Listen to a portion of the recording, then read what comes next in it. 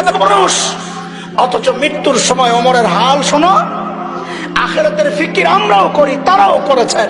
হযরত ওমর মৃত্যু মুখে ইহুদির সন্তান আবু লুলু বিষাক্ত খঞ্জর দিয়া ফজরের নামাজের সময় যখন হযরত ওমরের পেটের মধ্যে চালায়, নারী বুড়ি বের হয়ে গেছে, আহা, কাপড় দিয়ে পেঁচায়া মসজিদ নববীর ফ্লোরে ওমরকে শোয়া দেওয়া হয়েছে।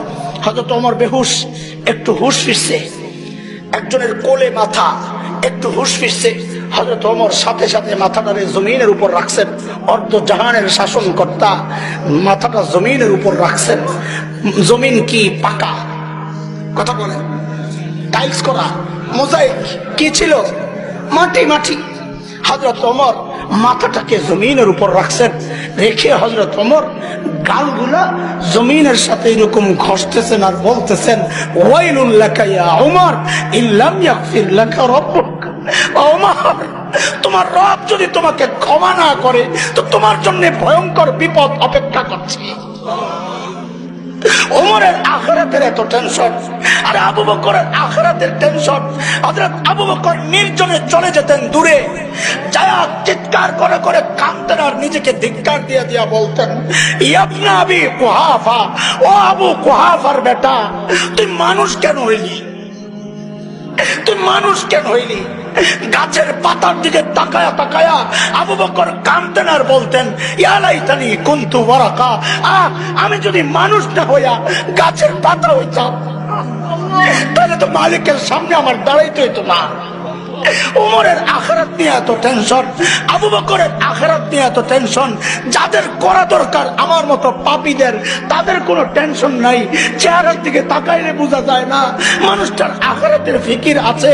কেন রে ভাই? কে তোমাকে গ্যারান্টি দিল যে তোমার মৃত্যুর যন্ত্রণা হবে না?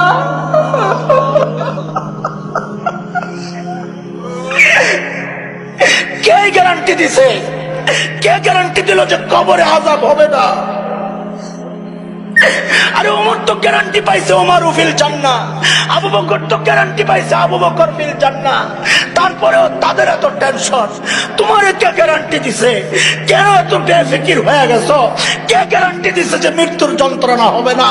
কে গ্যারান্টি দিছে কবরের আযাব হবে না? কে গ্যারান্টি দিছে হাসরের পেরেশানি হবে না?